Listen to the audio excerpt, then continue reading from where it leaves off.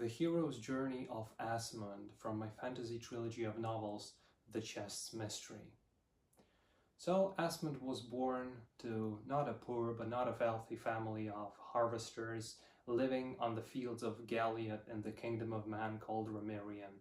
His ancestors were people who fought against one of the first wars against the state of Glamoradia, a state where different creatures born in the darkness lived, such as orcs and goblins and trolls. But after the war, his ancestors decided to settle on the fields of Galiad and started their peaceful lives as tillers, as basically harvesters. And so Asmund did not know much about his mother, but he knew quite a big deal about his father, who was his mentor. But then, after his father decided to leave to join the army of Knights of Remerian in order to be able to earn some more money, he left Asmund alone, and the only one who he could call a true friend was Guilford, a merchant who was going back and forth from Galiad and other states, buying and selling goods. This is the way he was basically living his life. And so he was much older than Asmund. Obviously, he was more of a age of Alsward, who was Asmund's father, and Alsward and Guilford knew each other quite well. And so it is not mentioned in the books, but who knows, maybe Alsward, before he left to join the army, he asked Guilford to keep an eye on his son in the fields of Galiad.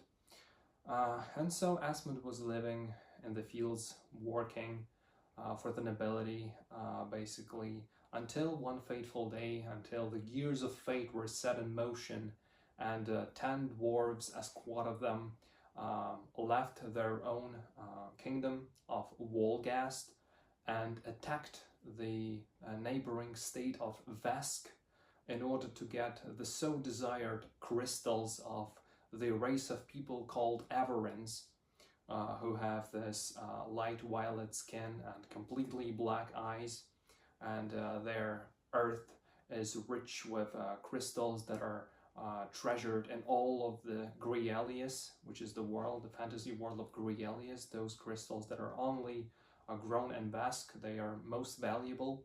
But not only that, for dwarves with whom Averins don't have any trade agreements, and basically are in kind of a cold war, these dwarves, they harbor this kind of insatiable desire of possession of these crystals. This is their curse from the birth, and so they want to have those crystals, even though their own land is rich with all kinds of minerals, precious metals, and of course gemstones.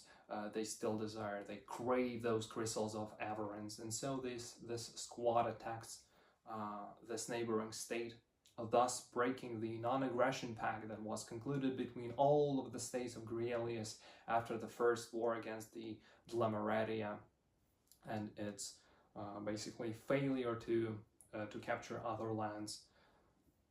And so by this act, they destroyed this pact, and now Glaomar, the necromancer who is leading the Glamaratian forces, who became their leader by uniting the warring sides of the great Glamaratian states, he now sees an opportunity to get a hold of all of the 6 great chests, which there's one chest for each kingdom, and these chests were long ago found by the ancestors of all the races in one particular spot. And these chests, by legend, they contain some unimaginable power that Glaomar, who wants to dominate over the world and then bring the whole life essence of all of the inhabitants to deep eternal sleep, thus eradicating life itself. He wants to get those chests to get this unimaginable power to make his this cruel, wicked vision come true. And so the war breaks out, but first The dwarves are captured by the Averans, of course. They're just 10, there's a small squad, and big army of the Averans, obviously, in the state of Wesk. But one of them manages to escape, and his name is Dovri. The dwarf's name is Dovri, and he heads to Remirian because the leader of their squad, the old gray-bearded Hrode, tells them that, well, since they cannot get those crystals, they were unsuccessful in their attempt. He should keep the shard of a crystal with him.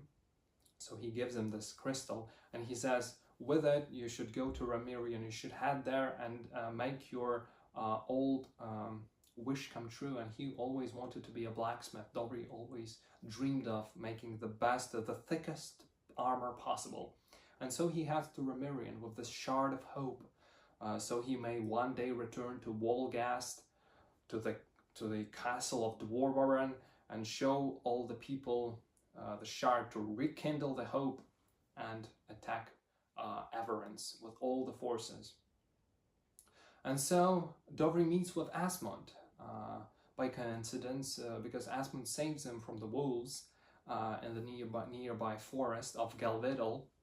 And so they get to know each other. Obviously, a few weeks have already passed, and Asmund knows about what happened in Wesk and how dwarves attacked it, basically destroying the non-aggression pact, no longer making it viable. And so they set off. Asmund wants to help Dovri get to the capital of Asberon so he could become the blacksmith, and since there are a bunch of dwarves in the capital of men working there, no one would suspect that Dovri is one of those who broke the non-aggression pact. Like, they're not even like that much worried about it. But Asmund tells Dovri that, well, perhaps he should shave his beard. This way he won't look as much as a dwarf. But he says, no, a dwarf without his beard is like a knight without his armor, says the dwarf. And so they head to Asberon. And there they are captured by the guards, obviously, and they're put in the prison cell with all the other 9 dwarves who were teleported from Wesk to Remirian by some magical way of Siren Siemens, who is the Averan king of Wesk. And why was he able to teleport them? Like, this magic power of teleportation? Well, there's a certain secret involved with him and the Mortimer's Citadel of Mages. But we won't be delving too deep into this in this video, as it's a completely different story covering Siren Siemens, his own beliefs and motifs, and of course also the hierarch, the highest of the mages, who is the elder Urdafar of the Mortimer's Citadel. But that's a completely different character arc. And so, yes, Asmund gets to know all the other dwarves who broke the pact. He gets to know about their curse, about the crystals that they crave so much. And they make their escape from the prison of Asberon, getting help from one of the prisoners named Vladek, a dagger master. And so together they head basically in a random direction as farther from the Asberon castle as possible. And so the adventure begins. Asmund sets off to find his father, and along the way he is troubled by those who are disgraced and basically cursed by the cauldron of the necromancer Glaomar, who are turned into skeletons, into these slaves of Glaomar who just do all his bidding and no longer have any sort of recollection of who they were during their lives in flesh. And so Asmund is quite traumatized by this. And not only does he want to find his father, but he also wants to find a way to save all those people who have gone through this cauldron of Glaomar. And so once he finds his father, he finds him in a weakened state. He is wounded, and basically he's a prisoner in the ruins of Lovariot. And there, unfortunately, his father dies when a troll attacks Asmund and the others. And so Asmund, enraged, having lost the only relative he knew, he rushes forward, fighting against the troll, and then he's not managing to defeat it because his blade is not thick enough to penetrate the skull or even cut through the flesh of the troll.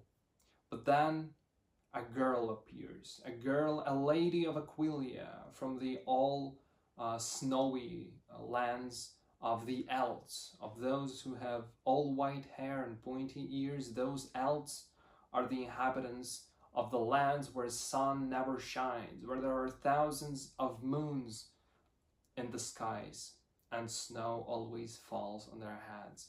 And so she saves Asmund, but not because she wanted to save him, but because she was hunting all the creatures of darkness in the ruins of Lovariat, because her own comrades were killed there.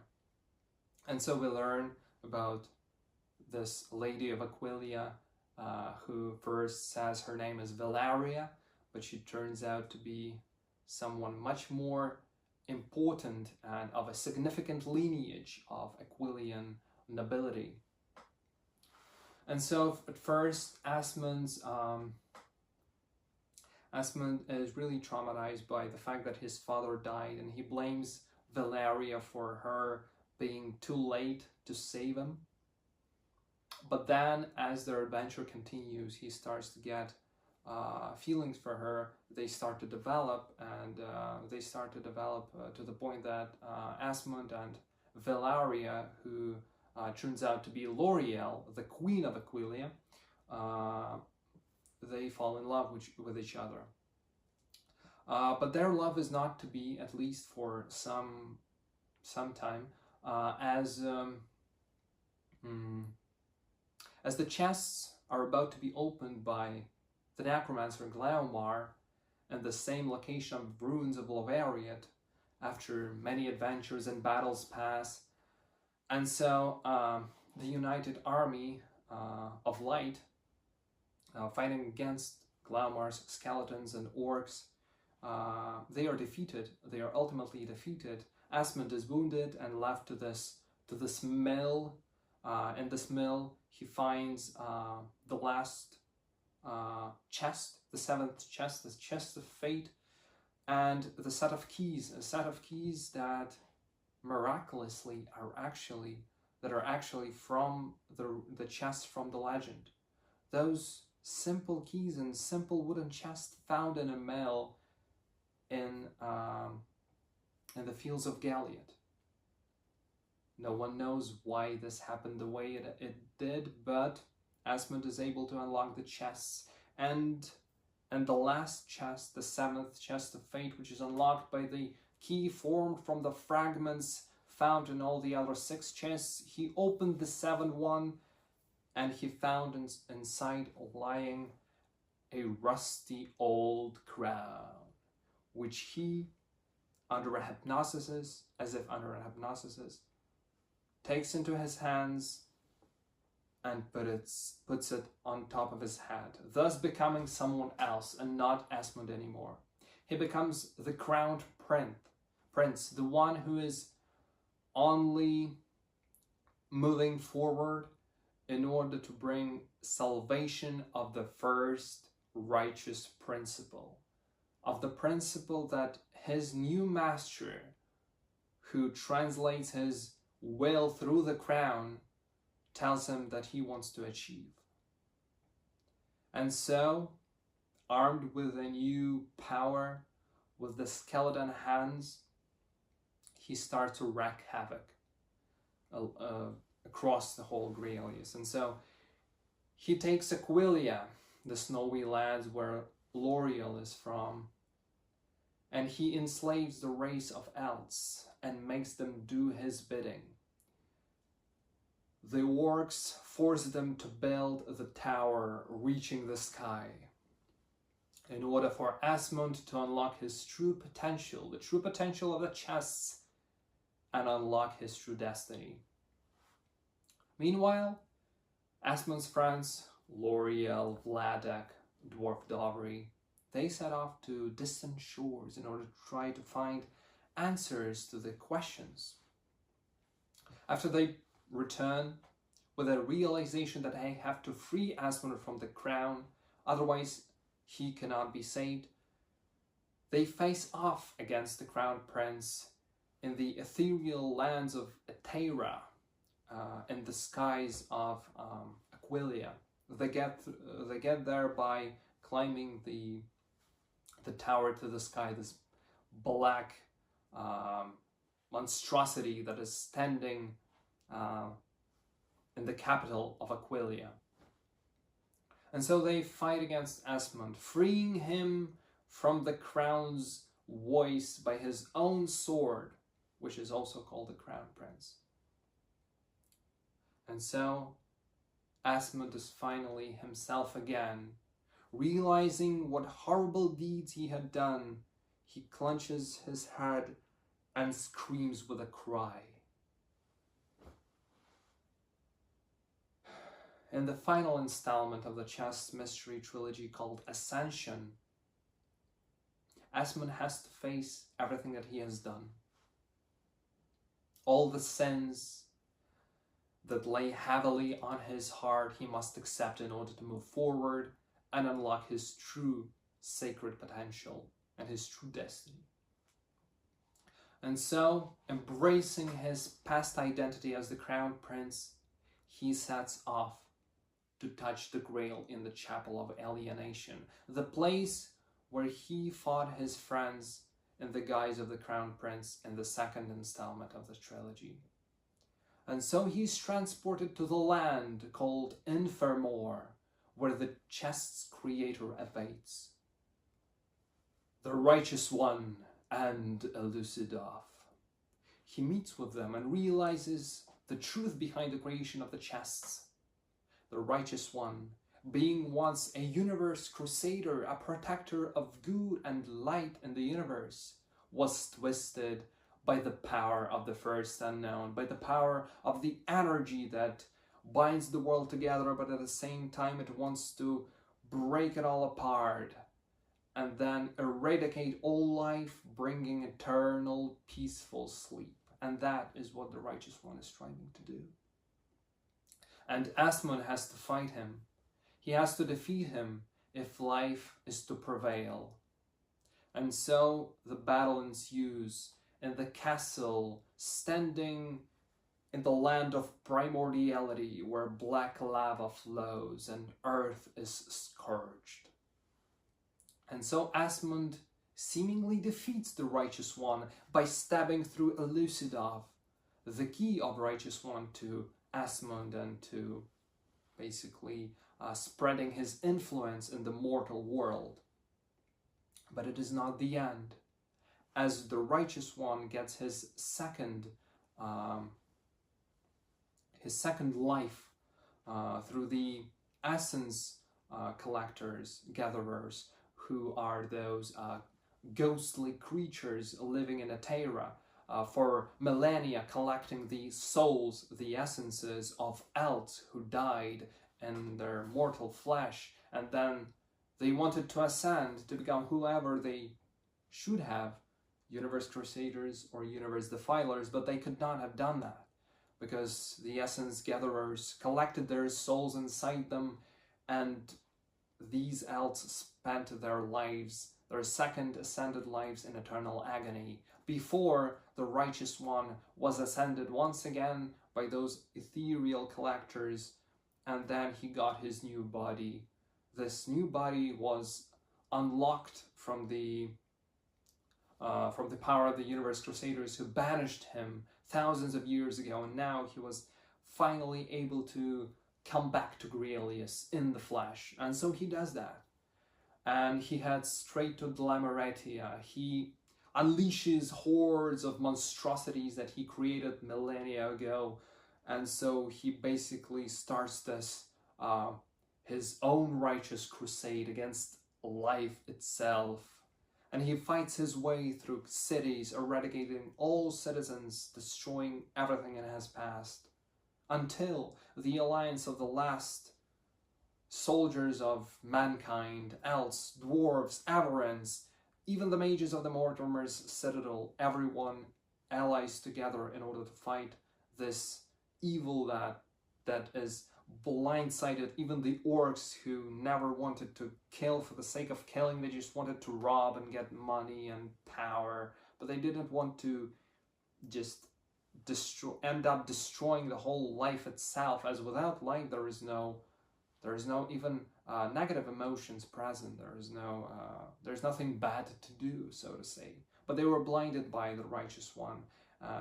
He made their understanding of the great will of the first unknown much stronger, and so they became those kind of non-thinking entities that just fought their way through just to kill everything in their past. And so the final battle ensues, in which Asmund finally defeats the righteous one, putting an end to this this conflict.